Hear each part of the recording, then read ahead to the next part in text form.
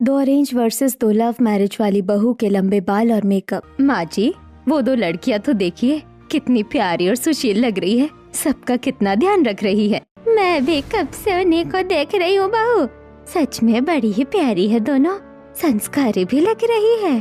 और बाल तो देखो कितने घने और लंबे हैं, ऐसे बाल आजकल तो देखने को नहीं मिलते हैं। कहाँ से आप लोगों को प्यारी लग रही है, सादी सी तो है दोनों। ये शोभा की बहन दीपिका का घर था, जहाँ उसने माता की चौकी का कार्यक्रम रखा था। शोभा अपनी सास गायत्री और देवरानी रेखा के साथ वहाँ आई थी और उनकी नजर उन दो प्यारी सी लड़कियों पर जाती है। घर आकर मुझे तो दोनों लड़कियाँ बहुत अच्छी लगी, तुम क्या कहती हो रेखा? इतनी भी खास नहीं थी, सादी सी थी बस, ना कोई मेकअप ना फैशनेबल कपड़े, बस बाल लंबे होने से कोई खूबसूरत हो जाता है क्या? भाई मुझे तो दोनों लड़कियाँ बड़ी ही अच्छी लगी। रात को पूरा परिवार डाइनिंग टेबल पर खाना खा रहा है। गायत्री सबको कहती है, अब हमारे चारों कुल दीपक भी शादी लायक हो गए हैं, हमें अब उनकी शादी का सोचना चाहिए। मेरी तो इच्छा है कि मेरी चारों पोत बहुएं भी मेरी दोनों बहुओं जैसी सीधी सादी सुंदर और सुशील हो। बिल्कुल सही कह रही हो भाग्यवान, जैसी हमारी बहुएं हैं वैसी ही हमारे बेटों की भी बहुएं आनी चाहिए इस घर में। आप लड़कियां देखना शुरू कर दीजिए। मेरी नजर में दो लड़कियां हैं, दोनों ही गुणी और संस्कारी है। कल हम शोभा की बहन के यहाँ गए थे ना, पूजा में वही दिखी थी हमें। शोभा माँ जी को अगर लड़कियां पसंद आई हैं तो जरूर अच्छी ही होंगी। तुम कल ही दीपिका से उनके बारे में पूछ लेना, फिर हमारे जिस बच्चे से कुंडली मिल जाएगी दोनों की सहमति से शादी कर देंगे। भाई साहब, माँ जी और भाभी कुछ ज्यादा ही तारीफ कर रहे हैं दोनों की। मुझे तो दोनों बिल्कुल भी पसंद नहीं आई है, मैं तो मेरे बेटों की शादी उनसे नहीं कर सकती। भाभी, आपको पसंद आई है तो आप ही करना उनसे अपने बेटों की शादी। अरे हम तो शादी तक पहुँच गए, पहले बात तो करने दो मुझे दीपिका से, उसके माता पिता भी तो राजी होने चाहिए। मैं तो अपने दोनों बेटों की शादी मॉडर्न लड़कियों से ही करूंगी, आखिर मेरे बेटों का स्टेटस भी तो मैच करना चाहिए। मेरे शानदार पर्सनैलिटी वाले बेटों के लिए तो शानदार बहुएं ही आएंगी, चाहे जो हो जाए। इस तरह परिवार में अब चारों बेटों सौरभ, गौरव, अमित और सुमित की शादी की चर्चा शुरू हो जाती है। रेखा अपने बेटों के लिए लड़कियां देखती है। एक दिन कुछ लड़कियों की फोटो अपने बेटों को दिखाती है। मम्मी, आपसे एक बात कहनी थी, आप हमारे लिए लड़कियां मत देखिए प्लीज। मम्मी, हम दोनों ने अपने लिए लड़कियां पसंद कर ली हैं, दोनों बहनें ही हैं और आपको जैसी मॉडर्न बहुएं चाहिए ना, दोनों बिल्कुल वैसी ही हैं। अरे वाह, मैं मॉडर्न ख्यालात की हूँ। लव मैरिज में मुझे कोई बुराई नहीं लगती है, और फिर लड़कियाँ अगर मॉडर्न है तो मुझे कोई एतराज नहीं है। अमित और सुमित दोनों खुश हो जाते हैं। रेखा घर में सबको बताने के लिए सही समय का इंतजार करती है। गायत्री के कहने पर अगले ही दिन शोभा दीपिका से बात करती है। दोनों लड़कियां बहुत सुशील और संस्कारी है दीदी, मेरी चचेरी जेठानी की बेटियां हैं दोनों, वो लोग भी लड़के देख रहे हैं, कहो तो बात चलाऊं? हाँ हाँ बिल्कुल, तुम बात करो और फोटो कुंडली बुलवा लो, मैं भी घर में बात कर लेती हूँ। 2 दिन के बाद दीपिका दोनों लड़कियों की फोटो और कुंडली लेकर हाजिर हो जाती है और गायत्री और शोभा को दे देती है।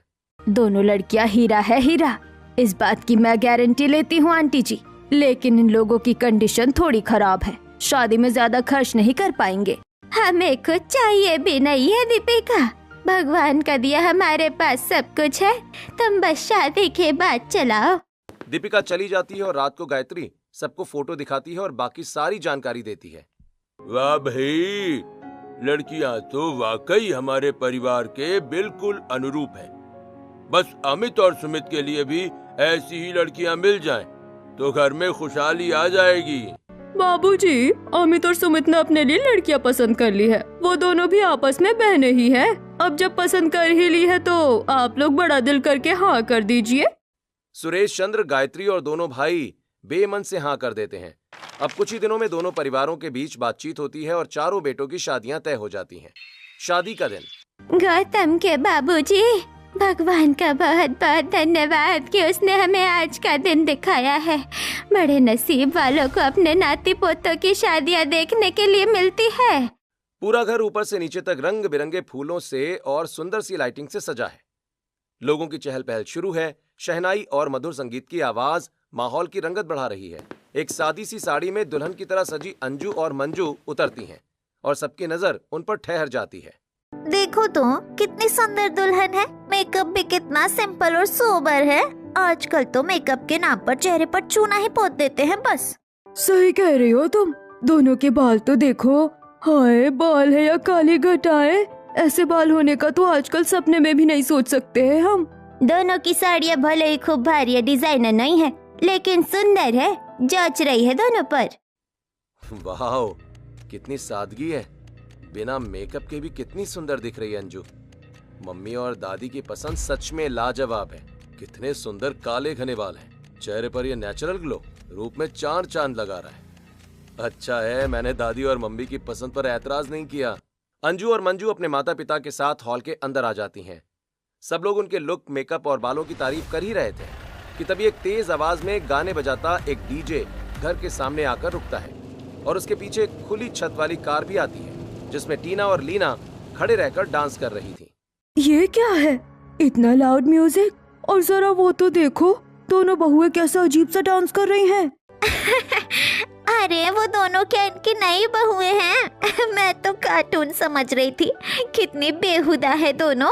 मॉडर्न बनने का ऐसा भी क्या फितूर है कि खुद को लंगूर ही बना ले।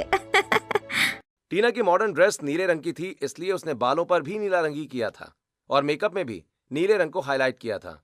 वहीं लीना ने बालों को पीले रंग से रंगा था और लिपस्टिक भी पीली लगाई हुई थी। दोनों ने टाइट सा स्लीवलेस शॉर्ट वन पीस पहना था। दोनों हील्स पहनकर कार से उतरती हैं और लोगों की बातें शुरू हो जाती हैं। छे छे छे, ये कैसी घटिया ड्रेस पहनी है दोनों ने। कहीं से कहीं तक दुल्हन जैसे नहीं लग रही है। ये बाल है या चिड़िया का घोंसला है, वो भी रंगीन। लो किरण, आ गई तुम्हारी चूने से पुताई करवा कर पार्लर से आई हुई दुल्हन। मेकअप है या ब्लेंडर? नीले पीले रंगों से कौन चेहरा रंगता है अपना। ये क्या हुलिया है टीना, एक बार अपने आप को आईने में तो देख लेती। हद है लीना, बालों पर ऐसा कलर, कपड़े और मेकअप तो एकदम थर्ड क्लास करके आई हो। लग ही नहीं रहा है कि दुल्हन हो। टीना और लीना झूमते नाचते हुए अंदर आ जाती हैं और सब लोग उन्हें और उनके मेकअप और बालों को देखकर खूब हंसते हैं। अंदर चारों भाई और अंजू, मंजू, टीना और लीना आठों मंडप में लगन वेदी के चारों तरफ बैठते हैं और पंडित जी के मंत्रोच्चार शुरू हो जाते हैं। शोभा, जरा ये रेखा की बहुओं को तो देख, कितनी अजीब सी दिख रही है। चेहरे पर चूने की दीवार खड़ी कर रखी है दोनों ने। मेकअप और बाल तो ऐसे लग रहे हैं होली खेल कर आई हो दोनों। अजीब तो है माँ जी, लेकिन धीरे बोलिए, रेखा सुन लेगी तो उसे अच्छा नहीं लगेगा। रेखा सुन लेगी नहीं भाभी, रेखा ने सुन लिया है। और ये दोनों मॉडर्न है, आजकल का फैशन है ये। हमें घर में रहकर क्या पता कि क्या चल रहा है। शोभा और गायत्री तो चुप हो जाती हैं, लेकिन बाकी मेहमान और लगन वेदी पर बैठी टीना और लीना कहाँ चुप बैठी थी। पंडित जी प्लीज जल्दी कीजिए, ये तंत्र वंत्र थोड़ा फास्ट फॉरवर्ड कर दीजिए प्लीज। मेरा चेहरा देखिए कैसा पसीने से भीग रहा है। पोछूंगी तो पसीने के साथ सारा महंगा मेकअप भी उतर जाएगा। हमारे कलर्ड बालों का तो कुछ सोचिए। पंडित जी, पहले इतनी गर्मी है और आपने हमें आग के हवाले कर रखा है, ऊपर से हमारे प्यारे से मॉडर्न कपड़े, हमें नीचे बैठने में तकलीफ हो रही है। लीना और टीना की हालत खराब हो रही थी। वहीं दूसरी तरफ सिर पर घूंघट लिए सादगी की मूरत बनी अंजू और मंजू शांति से सारी विधि कर रही थी। इसी तरह शादी के विधि विधान समाप्त हो जाते हैं। अगले दिन सुबह अंजू और मंजू अच्छे से तैयार होकर नीचे आ जाती हैं, लेकिन टीना और लीना का कोई अता पता नहीं रहता है। रेखा, ये देख, अंजू और मंजू कैसे जल्दी से तैयार होकर नीचे आ गई और तेरी बहुओं का कोई ठिकाना ही नहीं है। सारे मेहमान क्या सोचेंगे। माँ जी आ रही होंगी दोनों, शादी की थकावट भी तो कितनी हो जाती है ना। हाँ, बस उन दोनों पर ही सारी थकावट सवार है, बाकी सब भी तो थके हैं। वो तो जल्दी तैयार हो गए हैं। जाकर बुला कर ला दोनों को, 9 बजने को आ गए हैं। तभी वहाँ अंजू और मंजू आती हैं और गायत्री और शोभा और रेखा से पूछती हैं, आप लोगों को कुछ चाहिए? मैं चाय बना दूं आपके लिए? नहीं बेटा, वैसे भी अभी तुम्हारी पहली रसोई की रस्म नहीं हुई है ना, उसके बाद तुम किचन में जा सकती हो, ठीक है? दोनों हाँ में सिर हिला देती हैं। अमित और सुमित दोनों तैयार होकर नीचे आ चुके हैं। रेखा उन दोनों को ही अपनी अपनी बीवियों को लेकर आने के लिए कहती हैं। दोनों अपने अपने कमरों में जाते हैं। हे टीना, उठो, मैं तुम्हें उठाकर नीचे गया था ना, तुम फिर से सो गई। अरे यार चलो, सब मेहमान है नीचे, अच्छा नहीं लगता है। ओफो अमित, व्हाट इज दिस? तुम्हें पता है ना मैं रोज 10 बजे सोकर उठती हूँ। अभी तो 9 ही बजे हैं, सोने दो ना और थोड़ी देर। मैं कहता हूँ उठो यार और तैयार होकर नीचे आओ, जल्दी से जल्दी। अमित की कड़कती आवाज सुनकर टीना की नींद गायब हो जाती है और वो उठकर बैठ जाती है। अमित के नीचे जाते ही वो जल्दी जल्दी तैयार होने लगती है। यही हाल लीना का भी होता है। थोड़ी ही देर में दोनों गहरा मेकअप और मॉडर्न कपड़े पहनकर नीचे आती हैं। अपने नीले पीले बालों को वो खुला छोड़ देती हैं। छी छी छी, ये भिखारियों से मांग कर लाई हो क्या कपड़े? और ये कितना छोटा सा फालतू कपड़ा पहना है। रेखा समझा दोनों को, मेहमान देखे उससे पहले कपड़े बदल कर आओ दोनों। दादी जी, ये छोटे कपड़े नहीं है, ये आजकल का फैशन है। पूरे 5,000 की है ये। वैसे फैशन के बारे में आप क्या समझोगी? और ये टॉप है दादी जी, और ये कोई फालतू नहीं है, पूरे 2,000 रुपए का टॉप है। आपको तो कुछ भी नहीं पता। मुझे कुछ पता भी नहीं करना है। बदल कर लाओ इन्हें और कुछ ढंग का पहनो। और ये रंगीन बालों का जो घोंसला है ना, इसे भी सवार कराओ जरा। हद है। दोनों तमतमाती हुई अपने कमरे में चली जाती हैं और बस बालों को ही बांध कर आ जाती हैं। फिर पूरे समय वो गायत्री के आसपास भी नहीं भटकती। सबका दोपहर का खाना निपटता है और शोभा चारों बहुओं को कहती है, आज तुम चारों की मुंह दिखाई की रस्म है। सारे मोहल्ले की औरतें आएंगी हमारे यहाँ। सबकी तारीफ चाहिए तो चारों खूब अच्छे से तैयार हो जाना। ताई जी, हम चारों पार्लर में जाकर तैयार होंगी। आज तो हमारा इतना बड़ा फंक्शन है, हम अच्छे से तैयार होना चाहते हैं। क्यों बहनों, चलना है ना?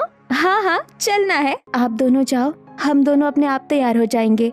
हमें ज्यादा मेकअप वगैरह करने की आदत नहीं है। इट्स ओके, मैं समझ सकती हूँ। पार्लर में पैसे भी तो देने पड़ते हैं। और तुम्हारे मायके की कंडीशन तो वो सब छोड़ो, इन्हें नहीं जाना है तो ना सही, तुम दोनों चली जाना। शाम को घर में मोहल्ले की औरतों का आना शुरू हो जाता है। टीना और लीना पार्लर से अब तक लौटी नहीं थी। रेखा बाहर बरामदे में बेचैनी से चक्कर काट रही थी। कहाँ रह गई दोनों कमबख्त? पहले ही दोनों के फालतू मेकअप और जंगली बालों की वजह से बातें सुननी पड़ती हैं।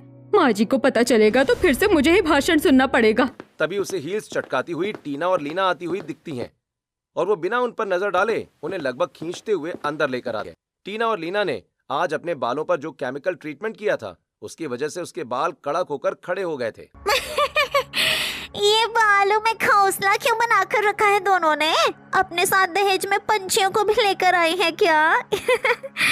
मेकअप तो देखो, उस दिन से भी ज्यादा भयानक है। सारी लिपस्टिक दांतों पर चिपक गई है। चेहरे पर तो इतना फाउंडेशन थोपा है कि खुरच कर कुछ लिख भी सकते हैं। अंजू और मंजू सभी मेहमानों के बीच सकुचाई सी बैठी थी। दोनों ने हल्के से वर्क की हुई साड़ियां और उस पर जरदोजी वर्क का ब्लाउज पहना था। लंबी चोटी पर खुशबूदार गजरे और मेकअप के नाम पर बस काजल और हल्की सी लिपस्टिक लगाकर दोनों खूब सुंदर दिख रही थी। आज भी दोनों की सादगी सबका मन मोह लेती है। सबके जाने के बाद कल तुम चारों की पहली रसोई की रस्म है। चारों मिलजुल कर अच्छा सा खाना बना लेना। टीना और लीना, सुबह जल्दी उठना है। 12 बजे तक सारा खाना तैयार हो जाना चाहिए। अगले दिन रसोई में मैंने कल ही इतना महंगा मैनिक्योर करवाया है। मुझे पता ही नहीं था इस रस्म के बारे में, वरना नहीं करवाती। मैं कोई हेल्प नहीं कर सकती, सॉरी। वैसे भी मुझे खाना बनाना आता भी नहीं है। मुझे भी नहीं आता। हम दोनों यहाँ बैठकर देखेंगे कि आप कैसे बनाती है। कुछ दिनों में हम दोनों भी सीख जाएंगे, तब हम खाना बनाएंगे। ठीक है, कोई बात नहीं, हम दोनों बना लेंगे। हाँ, आप दोनों कुछ दिन देख लो कि खाना कैसे बनता है, फिर आप बनाना। टीना और लीना वहीं किचन में कुर्सियां डालकर बैठ जाती हैं और क्या और कैसे बन रहा है उस पर ध्यान दिए बिना मोबाइल देखती रहती हैं। ये दोनों तो देखने वाली थी ना कि खाना कैसे बनता है, लेकिन अभी तो इनका ध्यान पूरी तरह अपने फोन में लगा है। कैसे सीखेंगी? चल छोड़ उनको, उनके चक्कर में कहीं हमें लेट ना हो जाए। मम्मी जी ने कहा है ना, खाना ठीक 12 बजे तक लग जाना चाहिए, तो अब जल्दी जल्दी हाथ चला। दोनों मिलकर खाना तैयार करती हैं और बाहर टेबल पर सजाकर गायत्री और सुरेश चंद्र के साथ साथ बाकी लोगों को भी बुलाकर लाती हैं। डाइनिंग टेबल पर वाह वाह वाह, खुशबू ही बता रही है कि खाना बहुत बढ़िया बना होगा। चारों बहुओं ने मिलकर तो भाई कमाल कर दिया। खाने में तो बड़ा ही स्वाद है बेटा। सभी चारों बहुओं की तारीफ करते हुए खाना खाते हैं, लेकिन टीना और लीना ये नहीं कहती कि खाना बनाने में उनका कोई रोल नहीं है। इस तरह अब ये आखिरी रस्म भी निपट जाती है। कुछ दिन के बाद गायत्री दोनों बहुओं से कहती है, बेटा, वो शर्मा भाभी के यहाँ का न्योता आया था। उनके यहाँ पोते के मुंडन का प्रोग्राम है। शाम को घर पर ही छोटी सी पार्टी रखी है उन्होंने। तुम चारों बहुओं को भेज देना, उनकी भी जान पहचान हो जाएगी सबसे। हाँ माँ जी, भेज देंगे। समाज में आना जाना भी जरूरी होता है। दोनों सासें अपनी अपनी बहुओं को बताती हैं। गायत्री के कहने पर खास तौर पर रेखा अपनी बहुओं टीना और लीना को समझाती है, बहू देखो, ये धार्मिक प्रोग्राम है, तो बेटा जरा ट्रेडिशनल कपड़े पहनकर जाना, ठीक है? और मेकअप हल्का और बालों का स्टाइल भी अच्छा ही रखना। सबकी नजरें तुम चारों पर ही होंगी। ठीक है मामी जी, हम दोनों अच्छे से तैयार होकर जाएंगे। सबसे सुंदर हम दोनों ही लगेंगे, देखना आप। अगले दिन टीना और लीना दोपहर को ही पार्लर के लिए निकल जाती हैं। उस समय घर में सारे सो रहे होते हैं, तो दोनों अंजू को बताकर जाती हैं। शाम को अंजू और मंजू साड़ियां पहनकर सिंपल लुक में तैयार खड़ी होती हैं। रेखा, अपनी बहुओं को बुला लो, देर हो जाएगी वरना। कहाँ है दोनों?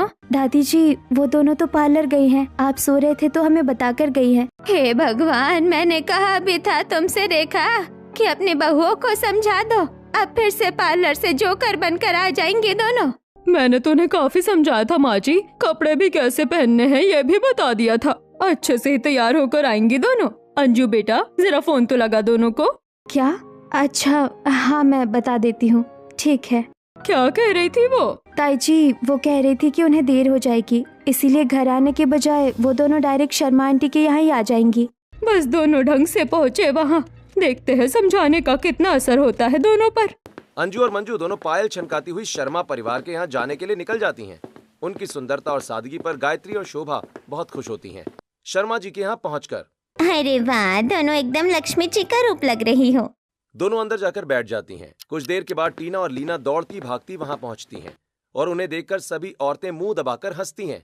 दोनों ने खूब चमकीला भड़कीला मेकअप किया हुआ था और मिनी ड्रेस पर हरे रंग के बालों का जूड़ा बांधा था, जिस पर खूब सारे गजरे लपेटे थे।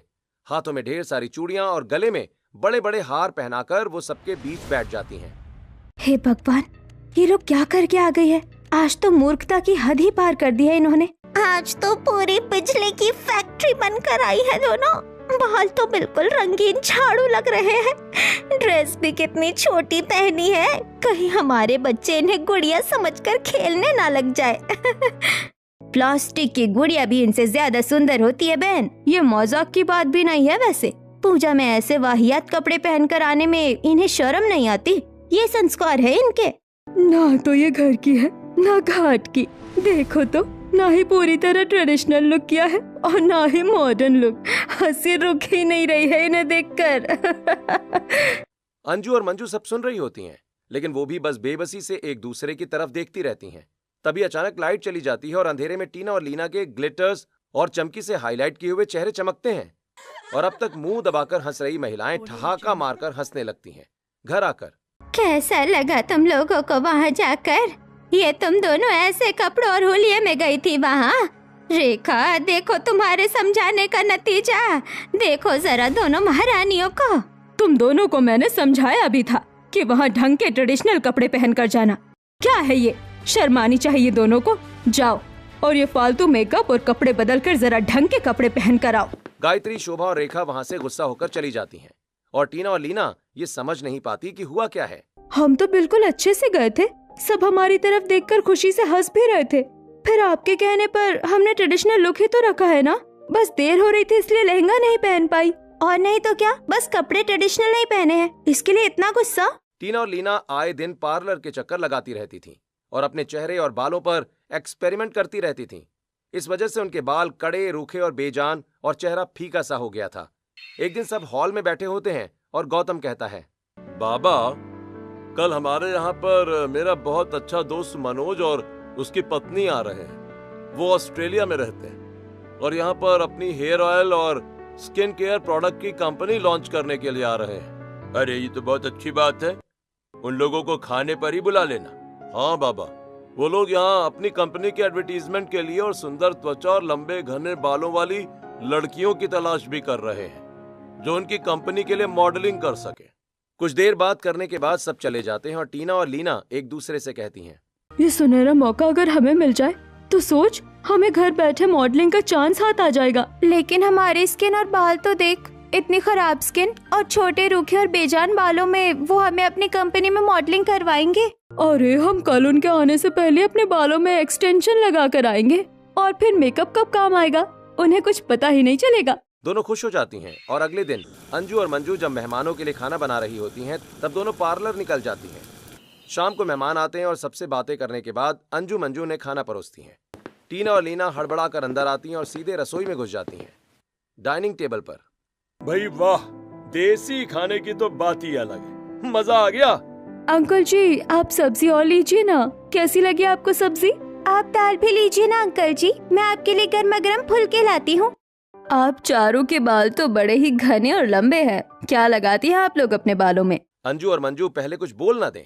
इससे पहले बोलने की हड़बड़ी में टीना और लीना झट से उनकी ओर मुड़ती हैं और दोनों के एक्सटेंशन से जुड़े नकली बाल एक दूसरे में अटक कर खिंच जाते हैं और नीचे गिर जाते हैं। ये क्या है? नकली बाल?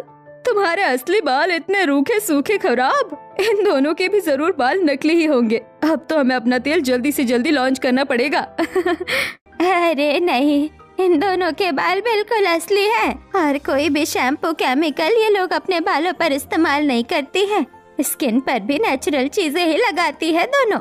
बेटा, तुम हमें नेचुरल स्किन केयर और लंबे बालों के लिए नेचुरल प्रोडक्ट बनाने में हमारी हेल्प करो।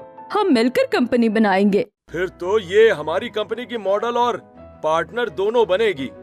आप लोग बस इन्हें परमिशन दे दीजिए। सब खुशी खुशी परमिशन दे देते हैं, लेकिन अब टीना और लीना के मन में जलन का बीज अंकुरित हो जाता है और वो आए दिन अंजू और मंजू पर अपनी खुन्नस निकालती रहती हैं। एक दिन, आज तो मैं इनके नेचुरल स्किन केयर की ऐसी की तैसी कर दूंगी। बड़ी होशियार बनती है दोनों।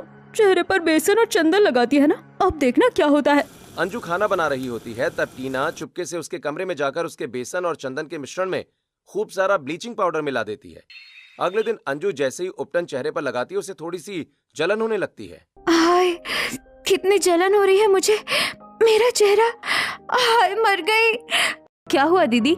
आपने चेहरे पर तो रोज की तरह बेसन लगाया है, इसमें कुछ मिलाया था क्या आपने? नहीं, कुछ भी नहीं, लेकिन मुझे पता है ये काम किसका हो सकता है। मुझे जल्दी से बर्फ के टुकड़े, चंदन और गुलाब जल का पेस्ट ला कर दे, उससे जलन से आराम मिलेगा। इसी तरह एक दिन लीना मंजू के नारियल के तेल में कोई केमिकल मिला देती है, जिससे उसके बाल एकदम कड़क हो जाते हैं। क्या करूं दीदी, बालों का तो झाड़ू बन गया है। फिक्र मत कर, जो ये कर रहे हैं ना, उन्हें पता नहीं है कि केमिकल से ज्यादा पावरफुल घरेलू उपाय होते हैं। मैं तेरे बालों को अभी ठीक करती हूँ। ये ले, ये दही, मलाई और घी का लेप अपने बालों पर बार बार लगा, फिर कमाल देखना। लेप को 2-3 बार लगाने पर ही मंजू के बाल फिर से सिल्की हो जाते हैं, लेकिन टीना और लीना की उन दोनों को परेशान करने की मुहिम जारी रहती है। एक दिन गायत्री सबको बुलाकर कहती है, अगले महीने सुषमा की बेटी रिया की शादी है, हम सबको जाना है। तुम सब लोग अभी से तैयारियां शुरू कर दो। सुषमा गायत्री देवी की बेटी थी। सब लोग गांव जाने के लिए काफी उत्साहित होते हैं, लेकिन टीना और लीना के दिमाग में एक खुराफात कौन जाती है। लीना, सब हमें फालतू समझते हैं और हमेशा इन दोनों गवारों की तारीफ होती है। इस बार हम दोनों कुछ ऐसा करेंगे कि सब इन दोनों को छोड़कर सिर्फ हमारी तारीफ करेंगे। टीना लीना को सब समझा देती है। सब शादी के एक हफ्ते पहले ही सुषमा के यहाँ चले जाते हैं।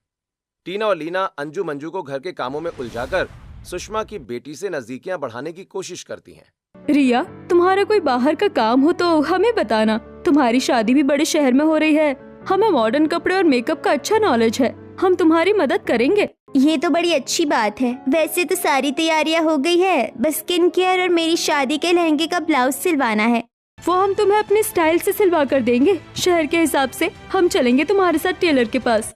टीना और लीना रिया के काम करके उसे मॉडर्न तरीके से तैयार करके मेहमानों और रिया के ससुराल वालों की वाहवाही बटोरकर अपनी तारीफ करवाना चाहती थी।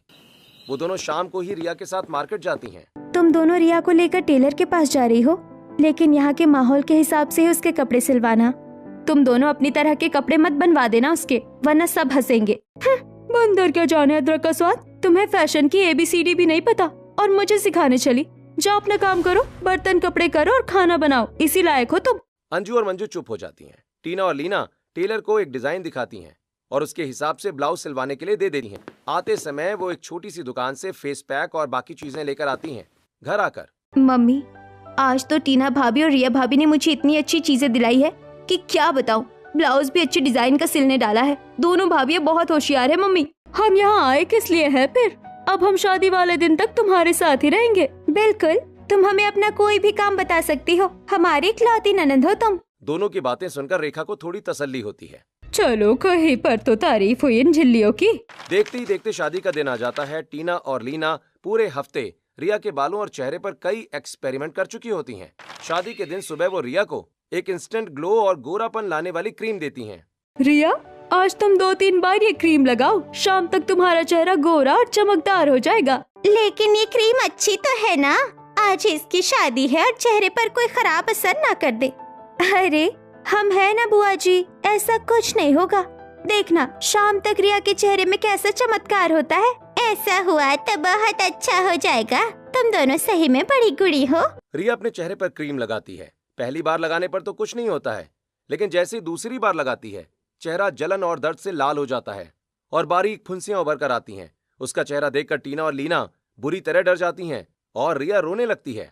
प्लीज रिया शांत हो जाओ, कोई आ जाएगा तो हमें खूब डांट पड़ेगी। रिया का रोना रुकता नहीं है। तभी वहाँ किसी काम से अंजू और मंजू आती हैं और ये नजारा देख लेती हैं। अंजू प्लीज बदला मत निकालना, किसी से कुछ मत कहना। ये समय बदला निकालने का नहीं है टीना, मैं तुम्हारी तरह नहीं हूँ। रिया तुम बिल्कुल मत डरो, ये केवल एक रिएक्शन है, मैं अभी ठीक कर देती हूँ, तुम डरो मत। मैं अभी तुम्हारे लिए चंदन, एलोवेरा, गुलाब जल और चावल के आटे का मिश्रण बनाकर लाती हूँ। दीदी ने ही मुझे सिखाया है। हाँ, और उसमें कुछ नीम की पत्तियों का रस और शहद भी मिला लेना। ये मिश्रण हम शाम तक बार बार लगाएंगे, जलन और फुंसियाँ भी दूर होगी और चेहरा भी खिल उठेगा। टीना और लीना कृतज्ञता से दोनों को देखती हैं। पैक लगाकर रिया टेलर से आए शादी के लहंगे का ब्लाउज ट्राई करती है तो वो बहुत ज्यादा लूज होता है और आगे और पीछे से इतना डीप होता है कि शादी में पहनना तो मुश्किल होता है। लो अब एक और नई मुसीबत। अब तो इसे ठीक करवाने का समय भी नहीं है, क्या करूं? टीना और लीना की हालत फिर से पतली हो जाती है और वो सिर पकड़कर बैठ जाती है, जबकि अंजू मंजू हौसला रखते हुए ब्लाउज को हाथ से ही फिटिंग करती हैं। तुम घबराओ मत रिया, मैं 2 पट्टियों पर अच्छा सा वर्क करती हूँ। दीदी इसे दोनों साइड अटैच कर देंगी, दुपट्टे से काफी कुछ छुप जाएगा। दोनों बहनें मिलकर ये परेशानी भी हल कर देती हैं। ब्लाउज पहले से भी ज्यादा सुंदर लगता है। शादी में रिया की स्किन और ब्लाउज की काफी तारीफ होती है और सारा क्रेडिट टीना और लीना को जाता है। ये देखकर अंजू और मंजू नाराज नहीं बल्कि खुश होती हैं। हमें माफ कर दो, हम जलन के मारे अंधे हो गए थे। आज तुमने हमारी मदद करके न सिर्फ हमें सबके सामने शर्मिंदा होने से बचाया है, बल्कि हमें बहुत कुछ सिखाया भी है। वैसे हमें एक बात तो समझ में आ गई है कि जो वजन सादगी और सरलता में है वो जरूरत से ज्यादा मॉडर्न बनने में नहीं है। जीवन में हर चीज का बैलेंस होना बहुत जरूरी है, यही जीवन की सीख है।